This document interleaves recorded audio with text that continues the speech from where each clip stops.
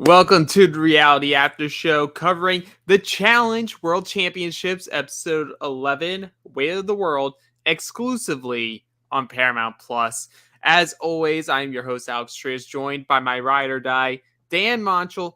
It's the penultimate episode of the World Championships, Johnny Fairplay's favorite word. Dan, we're here. We're finally starting that final. We're finally almost there. It was a weird episode.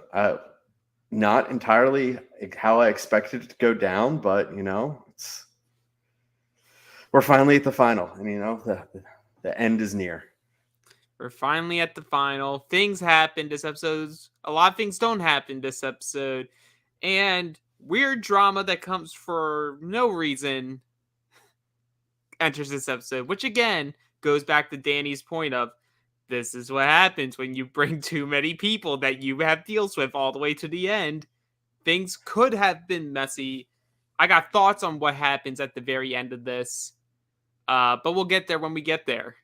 So the theme of the episode is it was always set up that it was going to be Casey and Troy versus Yes and Emily. One of those teams had to go before the final, but I'm going to go in a different direction because I see a lot of people being like, oh, Casey, even in eliminations, is boring. Like, she's bringing up. I'm like, I don't know about what episode people were watching, but we got like a petty version of Casey this week.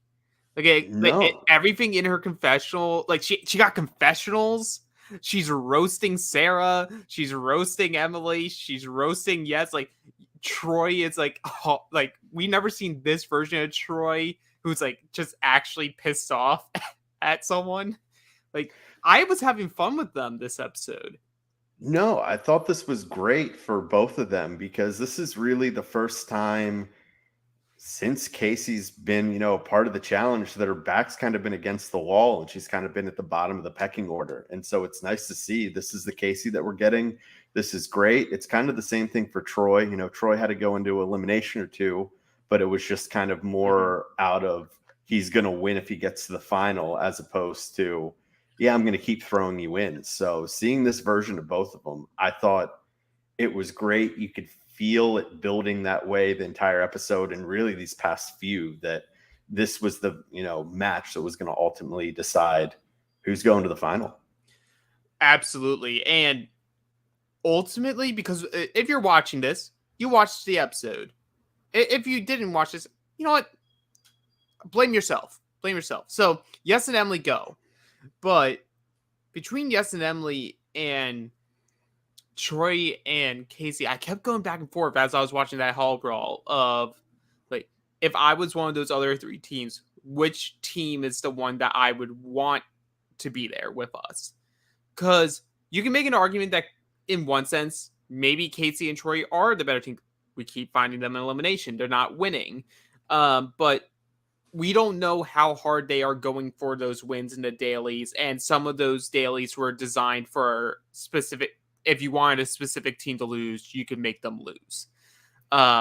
Yes, and Emily, on the other hand, very dominant in the dailies. You do know, and we make jokes about in this episode that like Yes is an anchor in the swimming, but like he has an Uber driver in Emily. So I don't know which way I would truly decide on which is the team I would want out. If you're looking at a final for me, I don't think any of the 5 teams that are left, none of them are layups. I don't think there's anyone that's getting to it where they have no shot at winning. For me, breaking it down, though, is we have seen Yes and Emily. Sure, they've won some dailies, but they've really been on the swimming heavily ones, or they won the breakdown where Yes was just able to figure out the math faster than anyone. But I think that Yes and Emily were the team that everyone else would prefer to be in the final. I felt like they're the weakest team that's left in the field. Okay. For final related, just because I think that they're going to have those few, sure, anything that is maybe puzzle related or is down to swimming, they're obviously going to have a little bit of an upper hand. Mm-hmm. But I don't think they're all that great at the other aspects of it. And we've kind of seen if you haven't watched the Challenge Australia, is she kind of breaks a little bit during pressure, which is surprising because she's an Olympic Olympian. athlete. Yeah. Yeah. But in some of these other things that are a little bit out of her comfort zone, you see her break a little bit, which would lean me to kind of, if I was doing a power rankings, if they weren't at the bottom, they'd be second to last. I feel like Emily really needs to go to the school of Jenny West, because I see similarities. It more so in body type, like they're bigger, just like taller, wider, broader shouldered, muscular. Like they're that big body type. But like Jenny, after getting embarrassed by Tori in the hall brawl, or like a hall brawl style elimination back in, was it War of the Worlds 2? It was 2 where Tori knocked her out. She came back for Total Madness, sort of like got her redemption there. And once she hit that final, it was like all the other girls were playing for second. Like she had her cardio down, she had everything down, she was cruising. I think that's the thing with Emily. Like I think Emily just needs to figure out how to use that weight and that muscle to her advantage, because she's a swimmer. Like you're not competing, like you're competing against yourself, really, and the water. You're not competing against another physical human being coming at you. I think she just needs to do certain types of training that's more impact style, where like, because you hear it from Danny during the elimination, is like, you need that lower leverage. She was going high both times that she got Casey. I honestly, in my opinion, she got lucky that she beat Casey the first time, because using that method, because Casey did know, like, you go lower, you start getting scrappy, you get scrappy, and then eventually you can wear someone down. So I think she has some things to learn. I love the passion. I love that she cried. So I'm like, that's how you should be. Like, you literally just put everything into this game, and now you're going home when you know literally the final is just about to start. Like, I want that. And then, in contrast, I love Casey and Troy egging it on, hitting the bell repeatedly as she's bawling. Like, this is challenge emotions I want. I don't want, oh man, you were such a good competitor, so much respect. I'm like, no, I hate your guts. When I come back in the next season, it is your head. Agreed. I love seeing the animosity. And I think one of the things, kind of jumped ahead a little bit, so I'll stay on that kind of train, is I think really what hurt Emily was, I think she was already mentally out of it before it started, because I think where she was realizing that had it been Theo and Sarah's pick that she was going in, I think that really fucked with her before the challenge even started, being like, oh, my number one is throwing me in. Now, it ended up not being that case, but I think that kind of got in her head a little bit too, because, she was kind of upset, and rightfully so, about how she thought that was going to go down. And I have thoughts on those decisions. We'll get there, but we'll come back to the beginning. So we get the petty Casey. He's like, I need that shot back. I need to be able to take that shot on Yes and Emily. Emily's just jealous. She's bitter of Troy and Kiki because they beat her in the Challenge Australia. She obviously has a chip on her shoulder. Does not want that to happen here. And Yes and Emily are very aware of that. They obviously preferred Darrell and Kiki to stay. And they're like, well, we know what's happening here. We just have to outcompete. But like Emily's making a point of saying, as much as, yes, I'm an athlete, I'm supposed to be outcompeting the field, I want to show that I'm good at strategy. Like, I made this deal with Jordan, and we hear Jordan talk about it last week. We now see the flashback this week where Jordan says, next daily, I will promise that if you don't say our names for this elimination, Jordan and myself and Kaz will not go and win this next day. Which, a little bit of hubris there of like, I'm just guaranteed to win, but I will make sure that I do not win. I mean, they weren't wrong. I mean, they were not wrong, which we'll go into some stuff I have opinions on later, mainly about Theo. But so we have all that, but you never hear Jordan specifically say, we'll make sure we lose. And if it's in a situation that you can get the win, we'll let you have that win again. Mm-hmm. So it's all about that read the fine print of the deal. It's the loophole. It's just that's what he was working with. Is Jordan was just like, hey, this is what I told you, and I will honor up to that, but not the way that you're going to take it at face value. And here's my overall issue there is like, if you're already trying to maneuver a deal into a loophole, why are you honoring the deal to begin with? Because like, you're at Final Five, or like your Final Five teams, you know the finals here now, and they are in a situation now. Like, sure, they let Theo and Sarah have the win. Okay, honestly, if I'm any of those teams, I'm letting Theo and Sarah have the win because just based off of how the season has gone, Theo and Sarah are on paper the weakest team. We'll see what happens in the final, but on paper throughout the season, they just been there. Mm-hmm. You know, I'm getting too ahead of myself. I'll try to keep reining myself in. So, but we'll stay on Jordan and Kaz here because we then have like 2 scenes in between all this of Kaz having like this hard talk with Jordan about how I just want to be honest. I feel you don't value me as a partner. I feel sometimes you're a little patronizing, a little condescending to me. But ultimately, all this is just feelings because like I don't want to let you down. Like she references that challenge where only the MVPs were competing and how she screwed up on the map, and she felt like as soon as she messed that up, she was like, Jordan's out there probably just saying like how much of a terrible partner I am, and I want to be able to prove that wrong. Like I've been busting my ass in all these competitions to try to help us win. And as the Jordan defender, Dan, I just need to know because you hear him making an apology in confessional, and like he's saying that he still hasn't learned how to properly express like that part of his emotion because he does value Kaz in terms of as a competitor, as a partner. He wants to win. He wants to win with Kaz.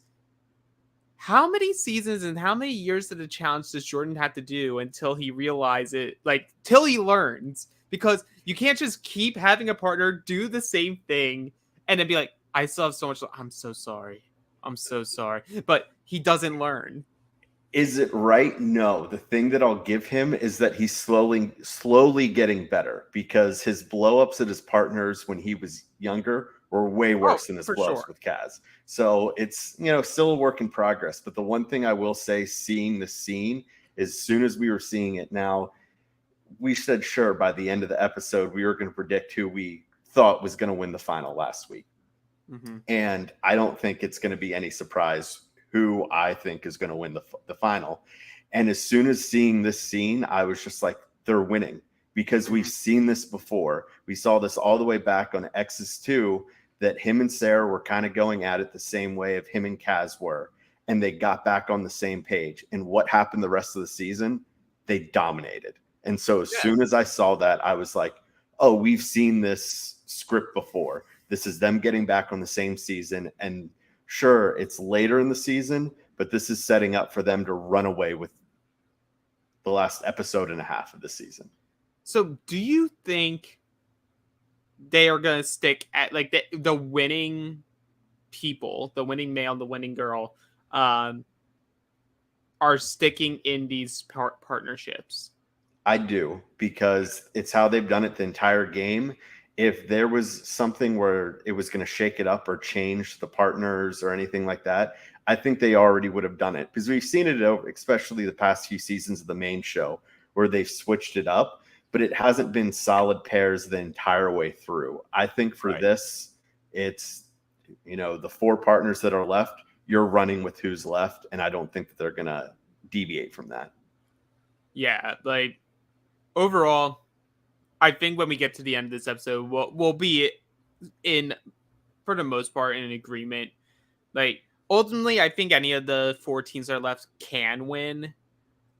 We just need to see the tail of the tape next week. Mm-hmm. Some would be more satisfying than others.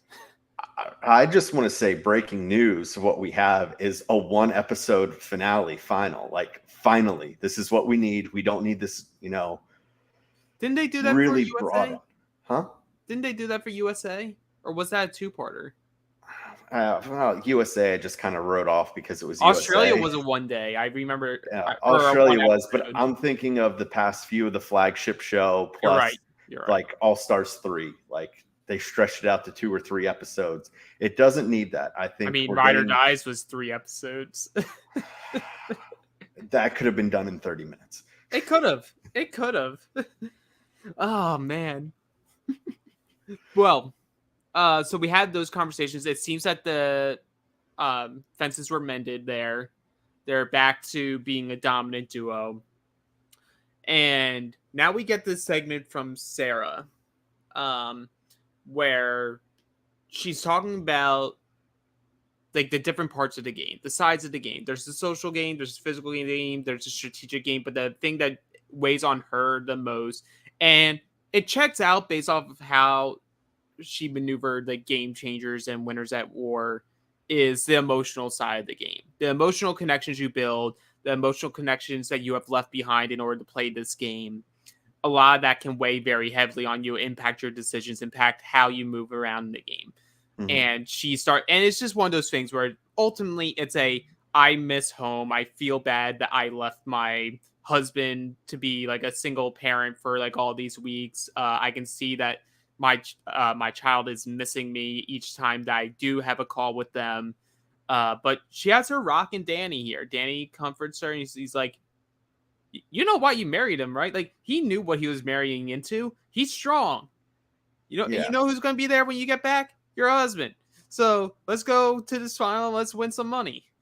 Yeah, hot take here is I can't imagine what that'd be like, for her husband Wyatt's spot. But here, kind of a cock, just asking like, oh, are you just out partying and having a good time? I couldn't tell if he was like, at first I thought he was kidding.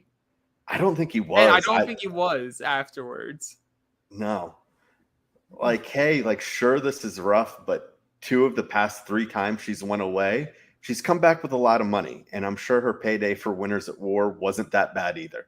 Right. I was going to say, like, Winners at War, she definitely got a good pay. And if they still do pay based off placement scale, like, she got 4th. Like, so she probably got good money from Winners at War, got amazing money from Game Changers, got amazing money from the Challenge USA. Maybe I forget how that was weird. That was weird with the bank accounts thing. Because it ended up being, it was close to 250. Right. Because they eventually got close to like just splitting it even. Yeah. Like her first time out made whatever starter money you get from making the jury. But all the other times done very well and brings money home. So like, I understand the hardship. Like, especially if you're like the deep emotional connection. But let Sarah go out and make you that money, okay? Like it helps. It helps. What was her son's name? Knox. Yeah. It helps Knox. It helps you. Like, you guys can use that money for a vacation. Like, do what you need with that. But I think it does call into something interesting because a lot of us, especially us, have been saying like, these people need to be on the flagship. Like, we need these people to make this transition. But for a lot of these people that do the Challenge USA, Challenge World Championships, at least this first go around, outside of their appearance on like a former reality show, they have actual careers. They have they are married. They have families. They have kids. Like, the fact that this is like a shorter version of what the challenge is, and we see this toll, I think it also just goes to say like, we don't need the challenge filming 3 months. Or however long it is now. Like, you don't need it to be that long. You just need 1 month, get that cycle through and you're good. Like, I think a lot of these players would be more committed to that, and you would still be able to get 12 to like somewhere between 12 to 14 episodes, and that will get a good audience. Agreed, because especially you hear people talking about it all the time, the heyday of the show or, the good old days. And for most people, that's ranging somewhere between like the first fresh meat and like free agents, give or take a few seasons in there. And all of those seasons, they were maybe 6 weeks filming. You had a lot of good, not 50 episodes. You had 12 good episodes from it, which that's really all that we want from this. It's why, like yourself, me, and a lot of the fans were enjoying World Championships. We were enjoying something like the Challenge Australia because it felt like this throwback. And when you do that, like as you were mentioning, you cut that, filming time in half. What do you get? You get a much larger pool because people can step away for 6 weeks, 4 to 6 weeks. Mm-hmm. They can't step away for 3 months. That's way too long. Yeah. And ultimately, I say this as someone who values casting above all else. You need dynamic characters. You need people that are going to be on the show to make change. Has the end of this season slowed down a ton and not as been enjoyable as the beginning had? Absolutely. Absolutely. But that's most seasons, though. That's most seasons, but it's the vacation alliance of it all. It's these people that have known each other for so long that they will never break their word against each other. For the love of God, for a TV show where you can make money, But on top of that as well, we still have the flagship. We still have All Stars. We have all these spinoffs. We don't need a show to be on for 3 months at a time. We don't need that. There's so many options of it that we're not going through withdrawal because we're turning around and we already have another season that's filmed or another season that's also filming. So we don't need these long cycles. Oh, yeah. Well, have you seen some of those rumors of who's getting called for the Challenge 39? Alex's favorite. Who doesn't? Multiple of my favorites. Why doesn't Nam need a 15th shot to go home second? My God. Though, to be fair, because, as Johnny would say, peek behind the curtain. We were talking about it last night in one of her group chats. And so I went on to look to see, all right, what's potentially who they're reaching out to. Oh, the list right now is also 75 people. So I don't read into really any of it right now because they haven't left yet. They're still a few weeks from going. So I won't take anything that's there in stone. Yeah. I have seen a couple jokes about people saying Kenny got a call. And I'm like, if he actually shows up and was actually an alternate or on the show, I'm going to have words on a podcast and they're not going to be pleasant ones. Who would you rather see on season 39, Kenny or Anissa? I mean, can one of them get sick and medevac?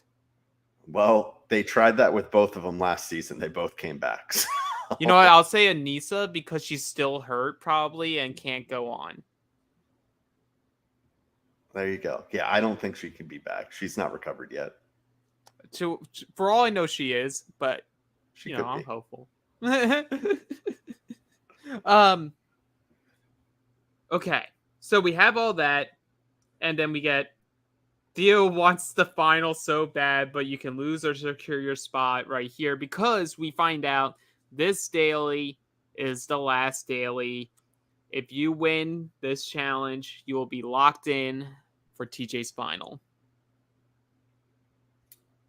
Yeah, finally. I feel like we don't. I think once again, this is like the callbacks because the past few seasons is they're hanging on the edge of eliminate at the, after the elimination to say, okay, we're now going to the final. And I'm perfectly fine going into this being like, hey, this is the last daily. Give it your all because you're guaranteed a spot in the final if you win this. I think that puts more pressure on the daily. Now, ultimately doesn't end up that way, but there's an issue when you create too many deals, and this challenge. Well, first off, this being the last challenge, I'm very disappointed by. I think it's an incredibly boring one. It felt before anything happened that it was a challenge with no stakes. When in reality, it's the challenge that had the biggest stakes to it at this point, which is a damn shame. But this daily is called Downfall. There was 3 things in its percentages. What does this require, Dan? I'll give you the percentages. It was 40%. It was 40%. and it was 20%. What were Well, those three? I know one was wit, which once again I thought was Yeah. bullshit, but Yep. What else? stupid. That was the only one that stuck out. One of them's got to be endurance because the swim. Yes. Okay. Yes. And which I think that one would have been a 40. Mm-hmm. So 40%. All right. So I'm missing one. You're missing one. All right. Puzzles kind of falls under wit, so it's not going to be that. Wait, just raise the eye. It can't. Is it puzzles? No. I'm looking at my notes because I'm just like, I can't wait for Dan's reaction for this one. Oh, it's going to be stupid. Well, I mean, wit's stupid too. Yeah, wit is stupid. Just say brains. Just say brains for wit. Like, it's 20% agility.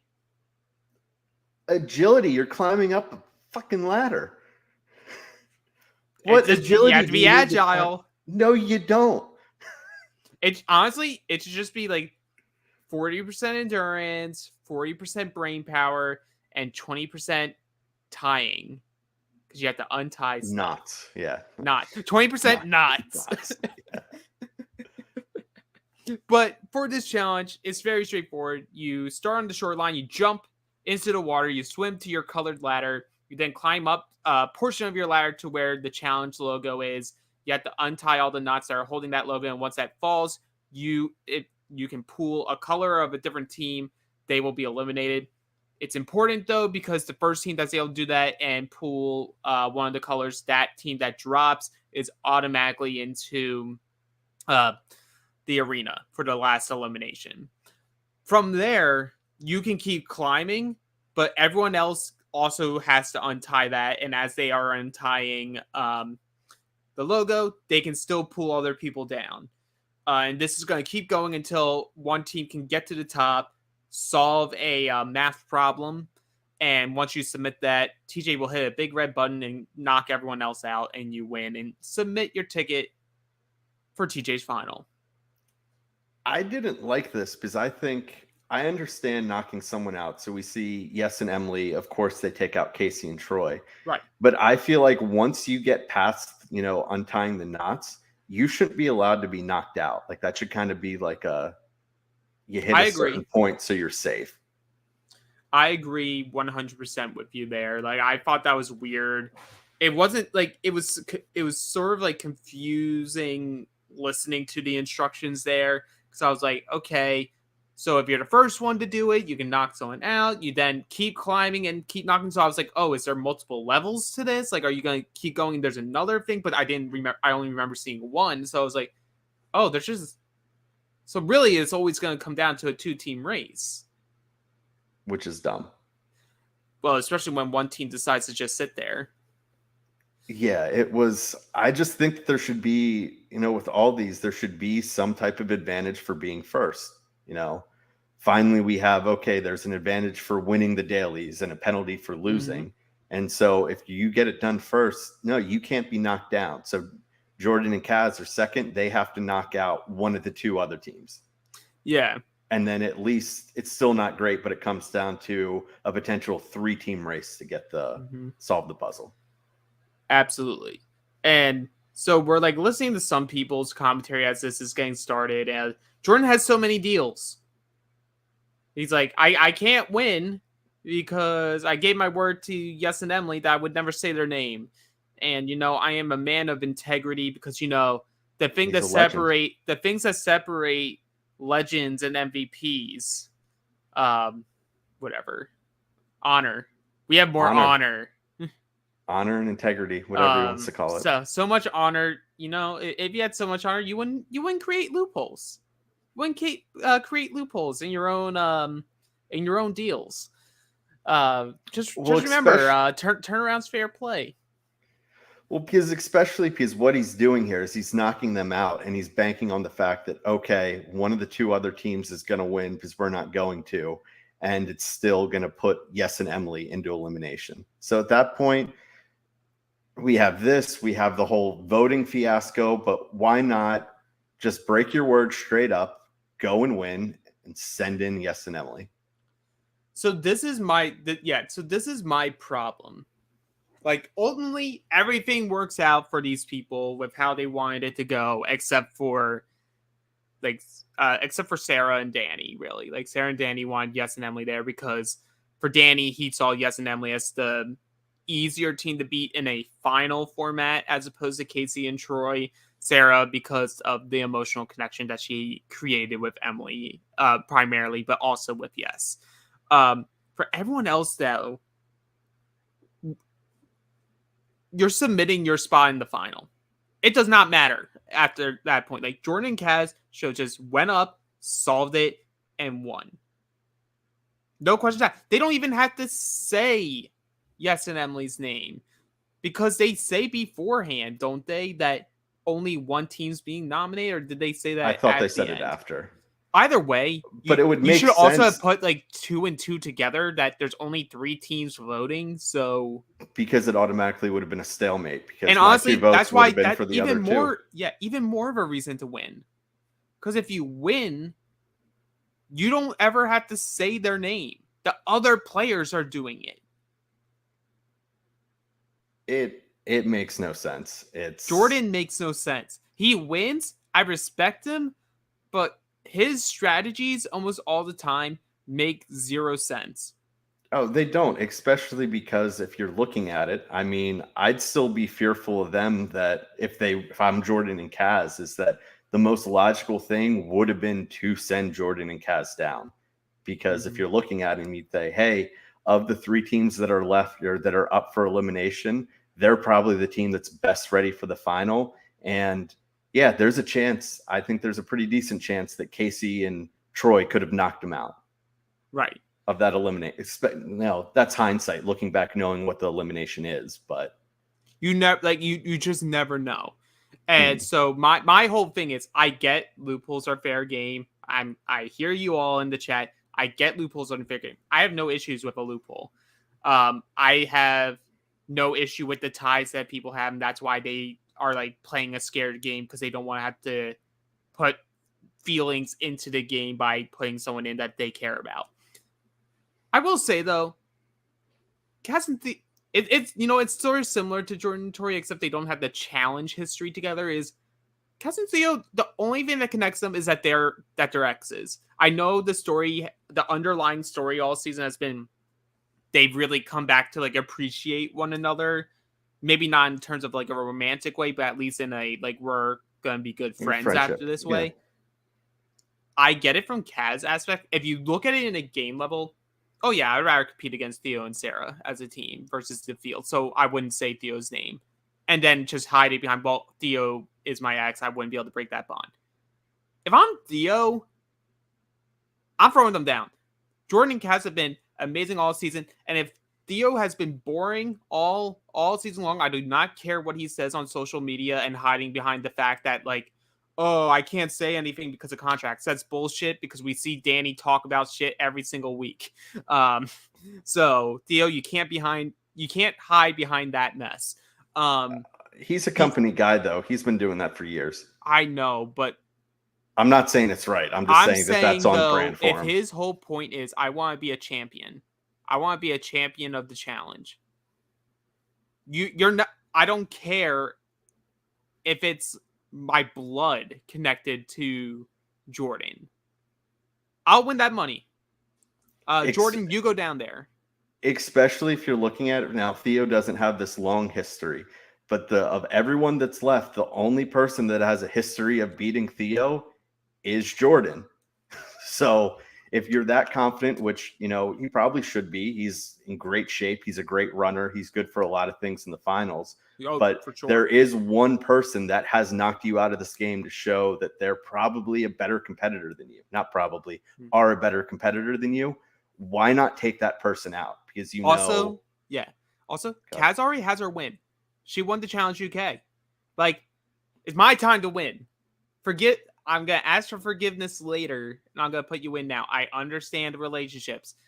And I know there's going to be comments after this, but you don't understand, though. Like, Theo and Kaz's relationship was so strong, that's why people aren't able to do it. I'm like, I get it.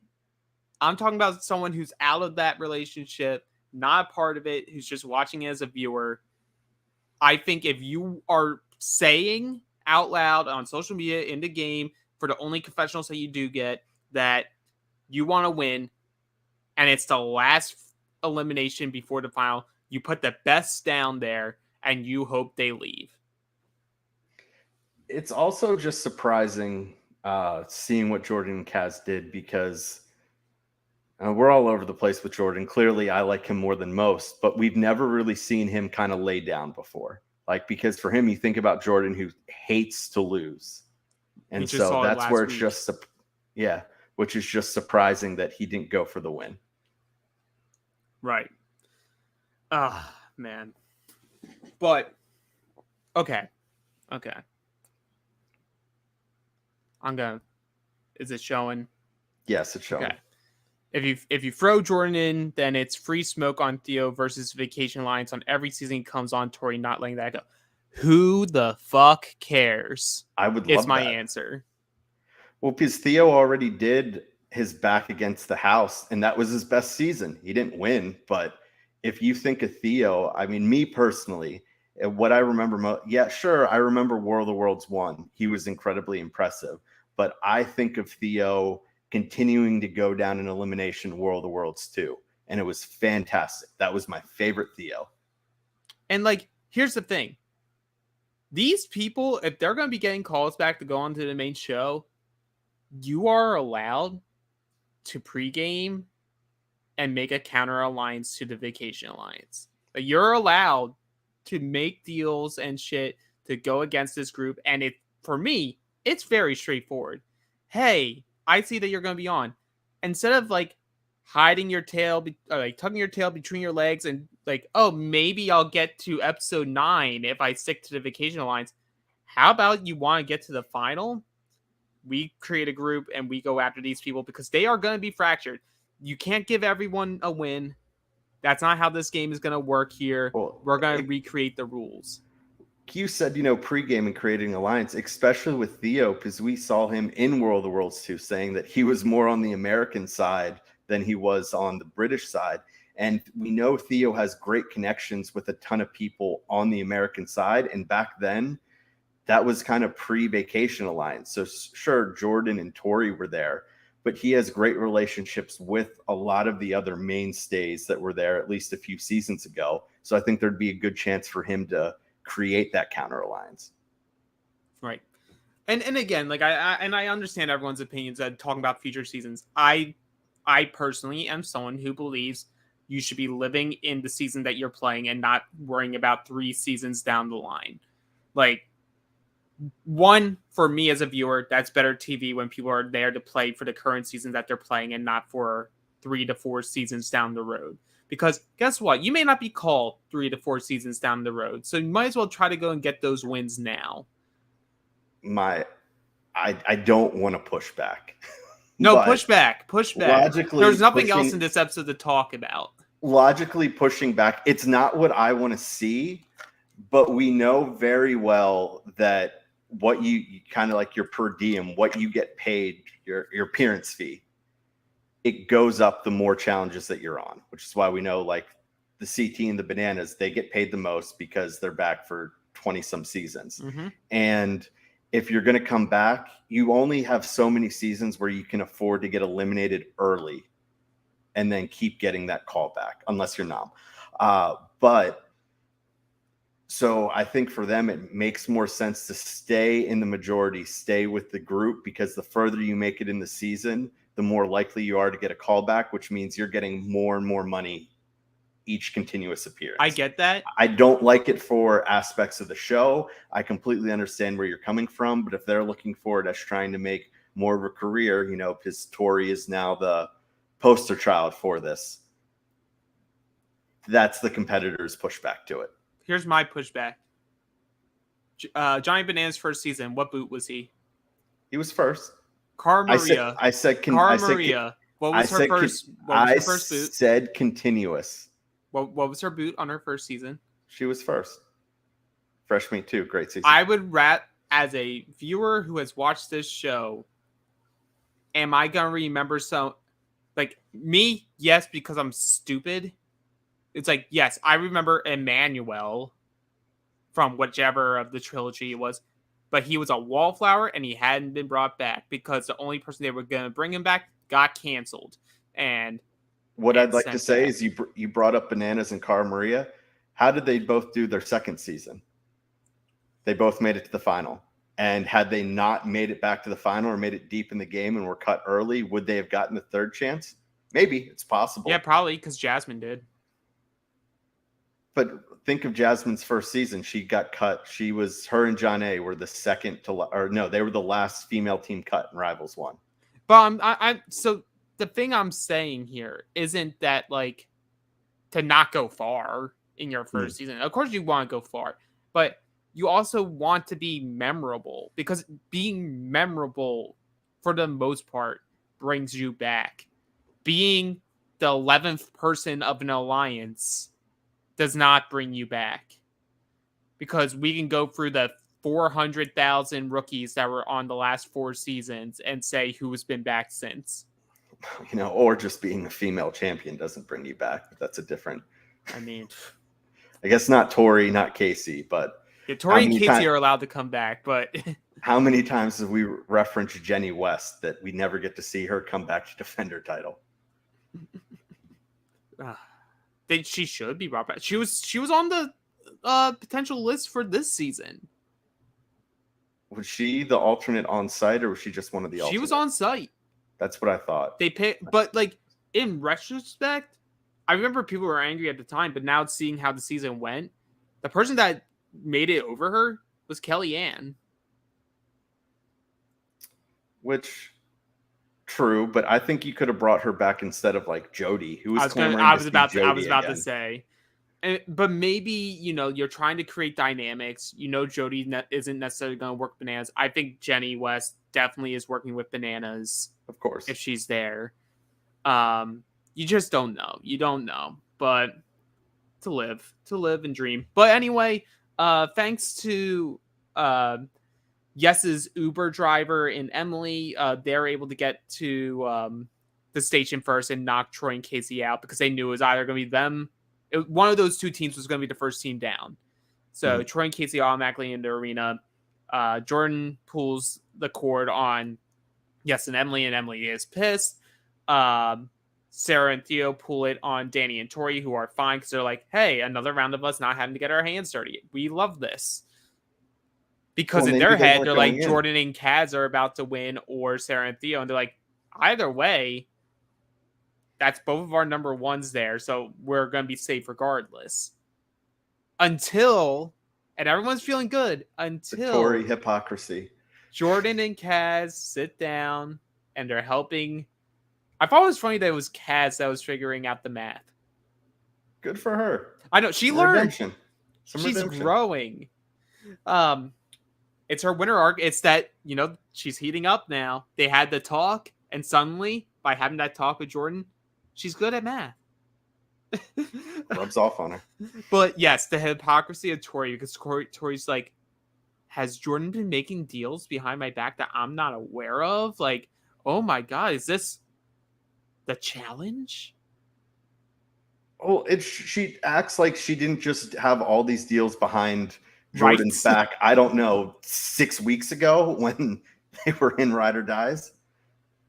Right. It's like literally the same thing that having Ride or Die, even though she will always claim ignorance to it, because she'll say, oh, that was just Devin. That was Devin making all the deals. I had no clue that Devin was doing this. It's not my fault. It's not my fault. Devin's come out and said that's bullshit. She knew exactly what. No, I don't remember this. I don't remember this. It was a perfect call. But so ultimately, Theo and Sarah get this win. They're punched in. They're there. Only other thing of Theo that we get for the rest of this is Theo spends some alone time in the jacuzzi. He does. I want to talk about Sarah. Okay. Let's talk about it. Because let's get the big part out of the way here. Yeah, go ahead. Is the stalemate.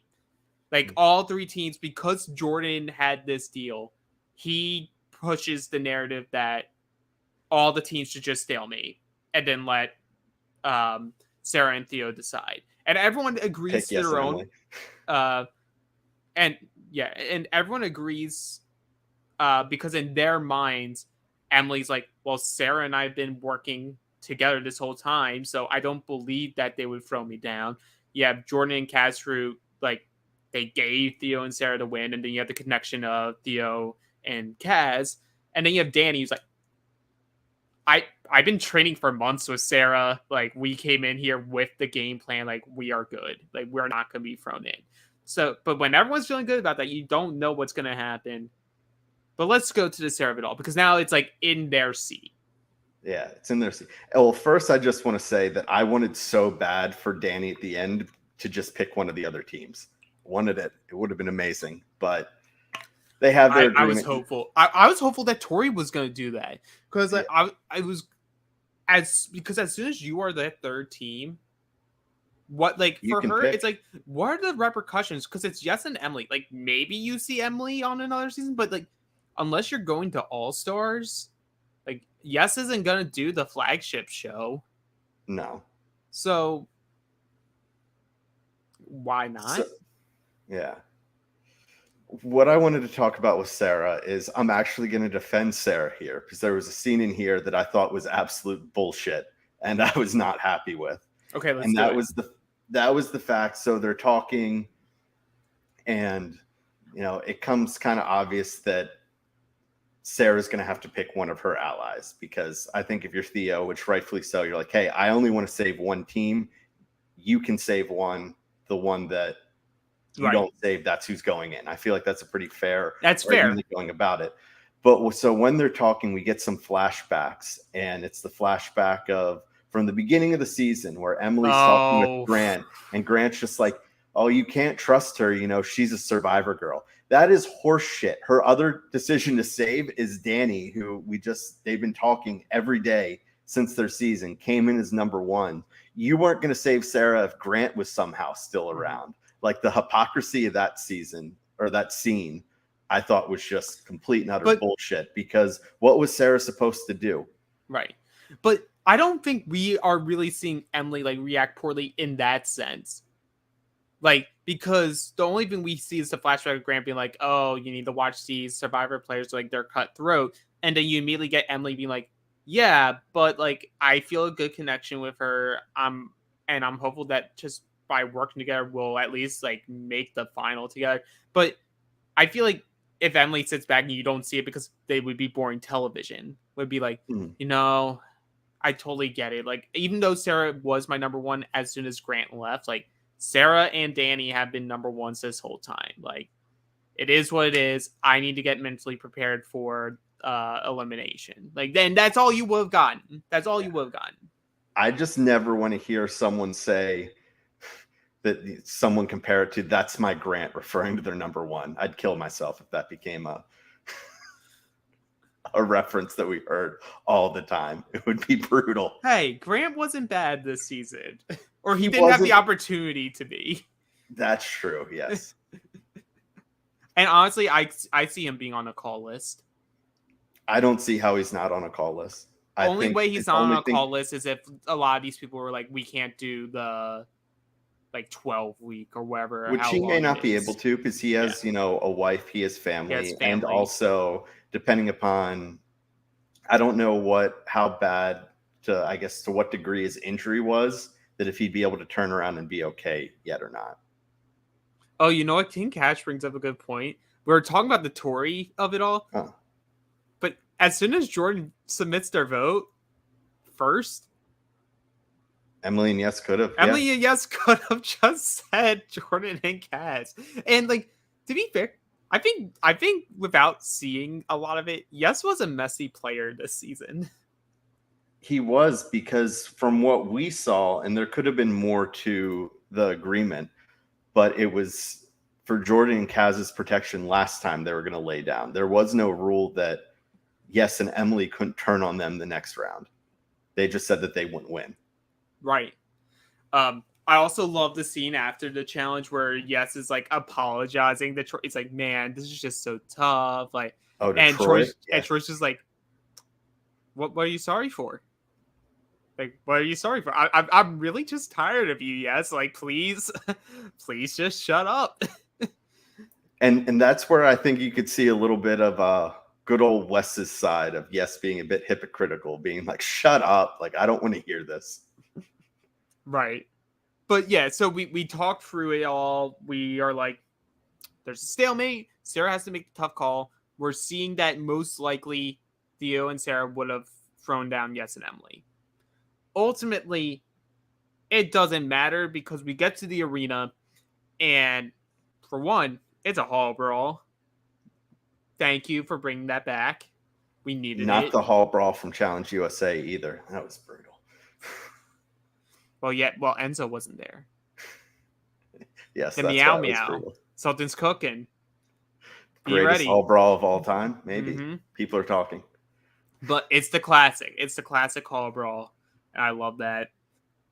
But because it's a stalemate and that everybody voted for themselves, TJ's like, well, it seems like all of you are ready to come down here and play. So technically, Theo and Sarah are done with the season. They're at the final already. So you know what? Their opinion doesn't matter. So we're gonna let the eliminated people do it. And which they've been burning votes all season, so their opinion shouldn't matter. I get that, but at the same time, I feel, and I know it's the challenge, so I shouldn't feel like this, but I feel like you should have let Sarah and Theo make the call because you made that a precedent throughout the season. Was that the winning team makes the ultimate call? Especially since it's been done twice. If you're going to have some type of switch where it flops back and forth, or, there's some type of randomizer that decides it, sure. But I agree. If the precedent's been set twice that's what it is, I don't think there's a reason to deviate from that. And like ultimately, from what we were shown, it wouldn't have mattered. It was always going to be Yes and Emily, but you get Casey and Troy's eagerness to say Yes and Emily. And really, when you look at it, it's the smartest team in theory to go against because you look at the field, and if I'm Troy, and I know he has the underdog mentality of like, I want to prove, it's like Derek. Like, I'm undersized, but I will find a way to win type thing. Mm-hmm. I'm quicker than you. I'm more agile. If I can get the crack, I'll win, which is what he does in the first round. But are you really going to call out Tori and Danny? Like, no, Danny does Troy want to go against the football player? Because guess what? This is what Danny would do.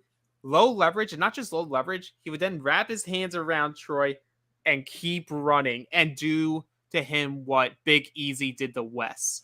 Damn it. I was going Battle of the Seasons 2 callback. You beat me to it. I didn't know if you would or not. I was like, I need to make sure this reference happens of when Wes gets bodied by Big Easy in the most unfair matchup that you could possibly have. Because like, it's one thing of like, okay, I'm undersized, but I can get around. It's another thing when the other person on the other side is Big Easy. Yeah, there's no going. There's nowhere to go around. No.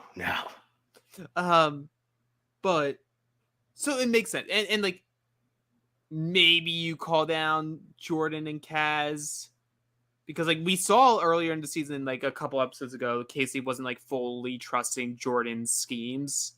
Mm-hmm. And she knows that like Jordan will always pick Tori over her, which obviously good read. Not a hard read, but a good one. But do you want to risk going against Jordan? No, I think the clear advantage would have been for Casey against Kaz. And I'm not saying it would have been impossible for Troy to beat Jordan, but I don't know if I'd be willing to risk that. Right, and like King Catch says, it all depends on the coin toss. Like, because personally, I think it should be the old school way where like they did in Battle of the Seasons 2, where the men faced, or like a pair faced off and it was a best of 3, then the other pair faced off and it was a best of 3, and then you would go to the coin flip for the last final one. I wouldn't, because guess what? I don't care about seeing 7 rounds of CTE.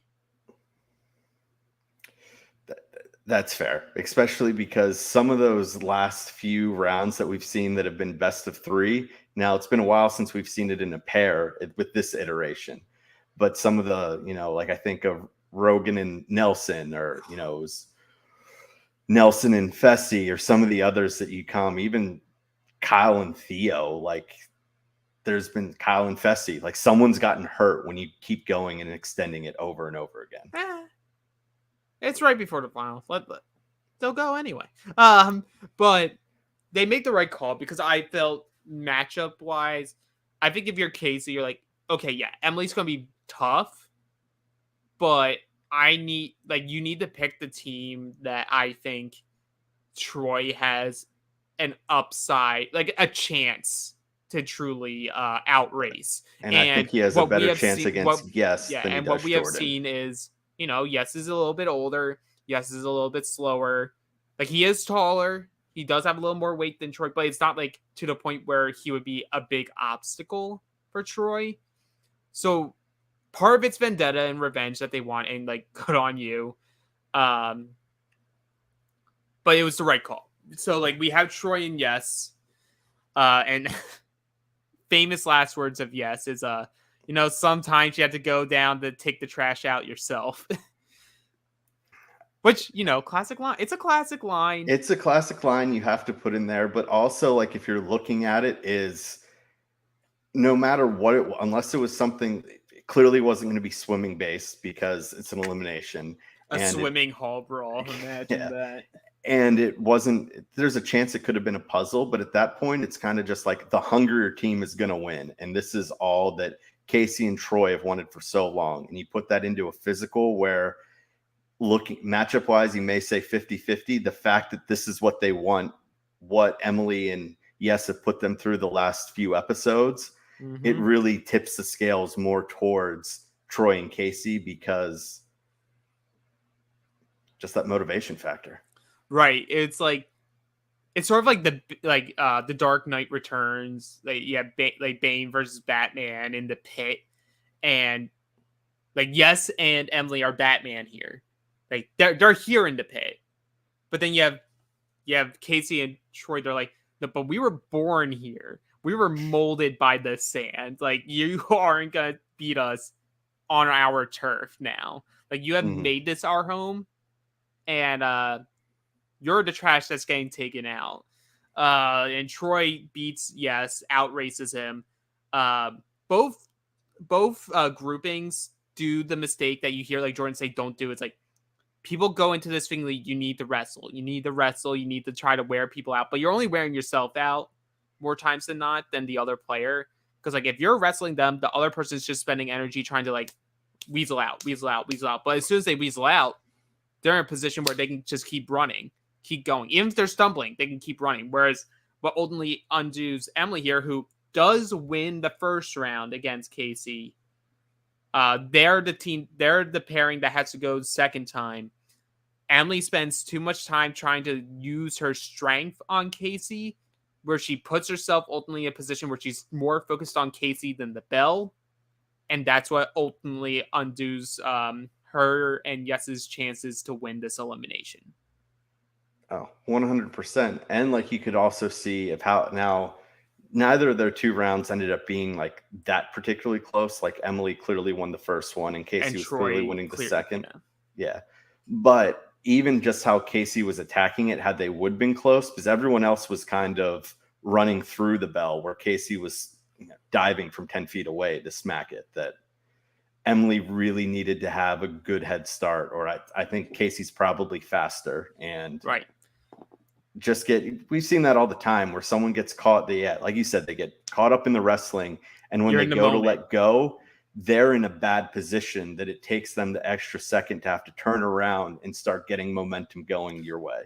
And it's not even turning around. She was in like a full squat trying to bring Casey back in, falls over into a turn at least, but like you're falling down, so you have to waste time to bump yourself back up, turn, and then run, where if there's not any type of evenness there, like you're losing every single time. And as we said, Casey and Troy gloat. They love it. It's like Troy's biggest version of being like an asshole, I guess, because he's in confessional, be like, you know what, snuff him. And I'm like, come on, let's get some more out of you. I think the only thing he could do is just say snuff him. Yeah, no, it was great. And we've seen Troy now. This is, his second season. He's in that last elimination, and he didn't take a beating like he did in Australia, but Oh my god, man. that man's got some determination. And what is his luck that both times now he has to be in like a very physical elimination, and then the host goes, you know what? All of you guys look pretty healthy right now. Let's start Starting now. the final. Yeah. And I think he's like, part of him's just getting flashbacks, I think. He's like, but I did win ultimately. That's true. So this gets to the end of the podcast. We have 4 teams left. We're going to the final. We're going to have a winner at the end of this. We see that they're on like the expressway of fear or whatever. I just noticed TJ's outfit. Yeah. But we also see a lot of people throwing up.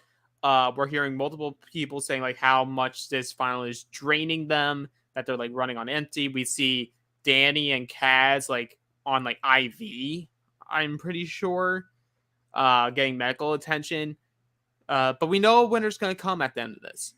I think it's safe to say, one, based off just social media reaction from Danny alone all season, and just how this season has transpired, have to assume Danny and Tori are not winning. You can't be that bitter at your partner if you end up coming together and winning this. I mean, you can could, but I don't see it happening. You can in a situation where you get to the end, you win, and then they're like, hey, one of you can steal the other person's money. That's true. But no, sorry, go ahead. No, because like Danny had a thing on Twitter where he was talking about people going to the final, specifically talking about Tori, Jordan, and Casey. And it was like his perspective is, my read on Casey the entire time was she came here to win the game. My read on Jordan this entire time was Jordan was here to win the game. I have like, what was Tori's motivation for this game? And as we have seen throughout the weeks, he has the feeling that Tori was never here to win the game and win money for her and her partner. She was there to try to help someone else win. Mm-hmm. No, it makes sense. She's been all over she's been a mess this entire season. But like, and I think that's my bigger underlying issue and why I get so animated about the, like, you're playing for future seasons type of thing. I feel if you're a good friend, the most I will do for you is like, I will do whatever I can to make sure you're in the final with me. But as soon as that final starts, I don't care. The final starts new. This is now individual alliances don't matter. I am here to win the season. Because I just think that it's bad gameplay for future seasons. Because if people get to watch it back and they see how you move, and you are clearly making moves that aren't in your own best interest or for you and your partner's best interest, you're creating more enemies than the friends that you are keeping. Oh, I agree. I think what Tori's also struggling with here is it's not impossible because we've seen plenty of players win back-to-back seasons, but I don't think Tori has that same drive and motivation since she just came off a win. I don't think she's wired that way to be as motivated and wanted, especially when she's going up against where Jordan, him losing with Anissa is absolutely pissed. Casey is pissed with how her last season ended, that I think they have a lot, more motivating factor going in their favor. Right. And I know we have a big Tori fan in the chat, and I'm assuming then, but being anti-Danny, I think both of them are at fault with each other, but I don't care if you're my worst enemy and I'm your partner. Like, I'm here to win. I'm motivated based off what I need to do, not by what I feel about anyone else. But that's me. I'm not paid to be on reality TV and compete all this time. So like, Tori's living comfortably either way. I don't respect not playing for the win, but do you, I guess. So that leaves us with 3 teams. We have Theo and Sarah. We have Jordan and Kaz. We have Casey and Troy. My opinion, based off performance throughout the season, I feel like it's a big toss-up between Jordan and Kaz and Casey and Troy. The only detriment to Casey and Troy is we have seen Casey in finals, and especially usually on the first leg, Casey isn't one of the stronger people in the final format. She benefited greatly from her win where, because she was the worst, had to be an elimination and then was rewarded for winning by getting to pick whatever partner she wanted and got to pick the best guy available in CT. Yeah. So that's the only thing that's like a downside. Like, I respect Casey's hustle. Like, you can't deny it. She's a good social player. She's made strong connections, but she has shown that she will be self-interested. This is the first season where she truly had like some adversity, and she's still, outside of Kenny, if we ignored the Kenny of it all, undefeated Never. in any other elimination situation. I agree. You don't need to ask me who I think's winning. I think your that's boy evident. Jordan, future car racer. He's getting his 4th. He's tying Darrell. And you know what? Maybe that's why he's racing now. He's like, I got my 4th. I can take a break now and do another passion project. If anything, I think it makes more sense because look at what happens outside of his win of World of Worlds 2, which I think him coming back for Total Madness has something to do with his relationship with Tori. After every season that he's won outside of that, his other 2, he took a break. He won Rivals 2, X's 2. He took a few seasons break. He won Dirty 30. He took, he skipped the next 3 seasons, came back 4 later, and won World of Worlds 2. I think the fact that he may not be coming back is a sign that he wins, because when he wins, I think he takes a little break, and then I still think he wants to try to chase down CT and Bananas, but he does. He does. He wasn't called for USA 2, right? Or like he wasn't. I believe he was called, but it wasn't on the list.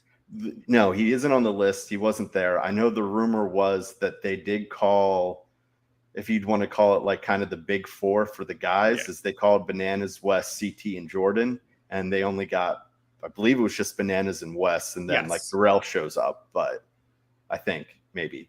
No, I don't think Darrell's on the list. No, Darrell's not there? Okay. I know West and Bananas made it, but I know they wanted to have some of those big presents come back because, as we're starting to see, and you and I have talked about, maybe moving to CBS. Well, I mean, if we talk about to wrap this up, like we saw MTV is essentially canceling its like MTV News that's been on for as longer than we've been alive. Yeah. Obviously the joke is there of, well, they just needed more time for ridiculousness. But I think we're starting to see the signs that what we know about MTV is going to be having a slow and very painful death. You need to be able to bring these people somewhere, and they all just can't go to All Stars. So if you can make CBS successful, and if you can get numbers that are good with having a mix of the CBS reality people and these staples of the challenge, I don't see why you don't make that jump and then just figure out a music deal so that you can actually have real music and not generic loser music. Yeah. Well, it makes sense because you think, we've talked about this in the past, that the older seasons you had that pool of Real World and Road Rules, and so with CBS they have all these shows where they have all the pools. So if they still need to obviously work out some of the kinks, but you're bringing over your entire MTV audience, hopefully, and then you're putting on characters that we've already seen on TV. So you're not starting with rookies brand new. Like, who the hell is that? Okay, Dan, time for you to defend yourself. The big King Cash is mad at you. Well, I look at everything, Mount Rushmore style. Like, it's sure top 5 is easier, but I think of the big 4. I love Darrell. I've said that many times. I just don't think he has it anymore. He hasn't won in a decade plus. His last win would have been... Wasn't it fresh meat? Fresh meat, I think.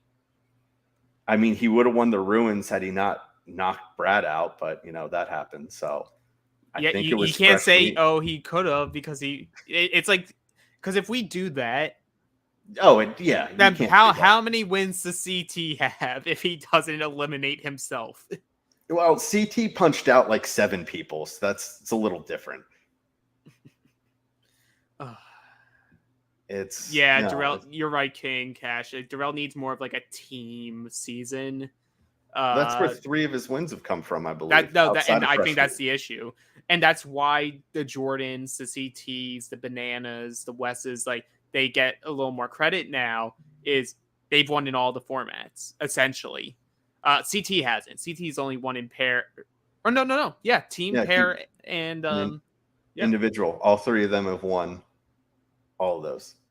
That's so crazy to think about, because that's so hard to do. Hard to do. But you know what? We could keep going forever, but we won't. This is going to conclude this week's coverage of the Challenge World Championships. We are getting to the last episode. Somehow, I feel like this started before Survivor 44, but we'll finish before Survivor 44 ends. But guess what? We also do our Survivor 44 content every Wednesday after the show. And if you don't see Johnny, that's because these last 2 weeks, he will be doing watch parties. Dan, do you have that information? Yeah, so Johnny has 2 watch parties left. It's for the last 2 episodes of the season. This coming week, this Wednesday, that is May 17th, he's going to be in Charlottesville, Virginia, as Johnny does, releasing a new beer as well at a brewery. And then for the finale, he's going to be in town I live in, Charlotte, North Carolina. With both these parties, he's going to be joined by the Queen, Sandra Diaz-Twine, as well as a few other surprise guests and former castaways. You can get tickets for that at survivortix.com. That's survivortix.com. I know on both shows, he's getting close to selling out. So if you're thinking that you want to do it, now is the time to go get those tickets. Alex and I will be back again next week covering the finale of the Challenge World Championships. As always, the best way to support the podcast is become a patron at realitypatron.com. That gets you access to the secret Facebook group, the Q&As every week. And in the next week or 2, Johnny and Matt will be starting their coverage of Australian Survivor, Brains versus Brawn. So if you're going to start missing your Survivor fix, join for a month, start to get some of that bonus content. If you don't like it, Johnny will give your money back. For everyone else, please like and subscribe to us on YouTube. And wherever you listen to your podcast, rate and review us 5 stars. That's going to close it out for Alex and I this week. We will see you all next week. See ya. And for more bonus content, go to realitypatron.com. That's right, become a patron now. Get additional coverage of all your favorite shows, the weekly Q&A, and you become a member of the secret, exclusive Facebook group. That's realitypatron.com.